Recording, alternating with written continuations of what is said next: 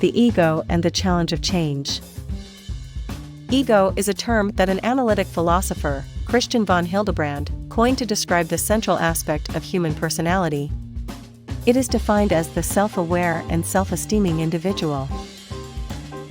This article will explore why the ego has such a strong pull on us, why it's so difficult to change or even accept changes in our life. We'll go into detail about how we maintain our ego and how we can weaken it to affect changes in our lives. The challenge of change. Changing a specific aspect of our life is often a daunting challenge. We feel emotions such as sadness or anger that might even lead to depression.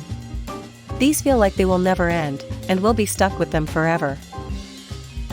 Often people don't know how to handle these emotions, so they resort to what feels familiar, their ego.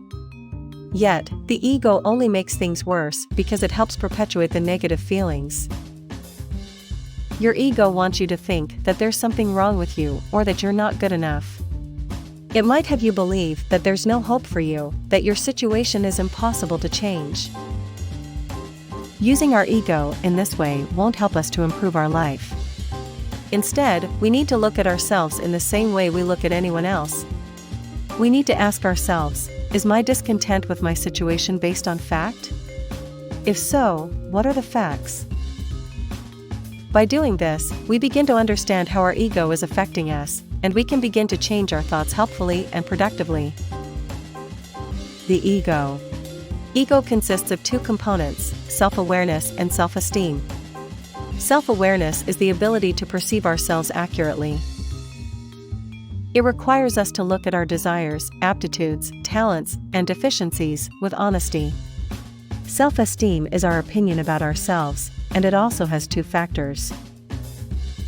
First, it encompasses particular attitudes we have about ourselves, such as pride or confidence in specific abilities.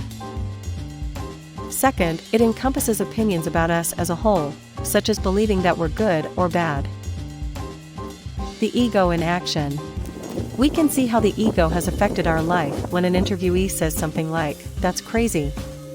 I'm never going to do that." After all, this statement implies that what he just said is impossible, even though he has no way of knowing this. The ego automatically blocks such messages and protects our beliefs by vetoing them. This is because self-esteem is about thinking we're good or bad, and the ego protects our self-esteem. When we perceive a particular situation as impossible, we create garbage episodes, that is, situations in which the ego gives us no option for success and therefore no choice but to fail. By creating these situations, you focus on what you can't do rather than what you can do. Making the ego work for us. The ego can be a brilliant tool if we use it properly. If we harness its power to our benefit, we can have great control in the direction of our life. We need to know and understand the ego and what it's trying to do this. Once we understand this, we can use it as a tool to change certain aspects of our life, not forever, but for as long as is needed. The ego also poses a challenge because it's not always clear what we need to change. Sometimes it just seems impossible. But this isn't true because there is always a solution, even for the most complex situations. If you know how you can help yourself achieve your goals, you'll be able to steadily move forward in your life with confidence. Conclusion. In conclusion, ego is vital, and we need to know how it affects us and use it to our benefit.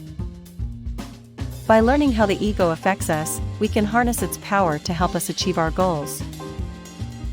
We can use the tools that help us fight our ego, like self-awareness and self-esteem, and make our desires, aptitudes, talents, and deficiencies clear to ourselves to change helpfully and productively. How about you? As you reflect on what you just heard, how has your ego helped you to where you are right now? Or is it the other way around? How has your ego stopped you from living the life you want? I hope you learned something.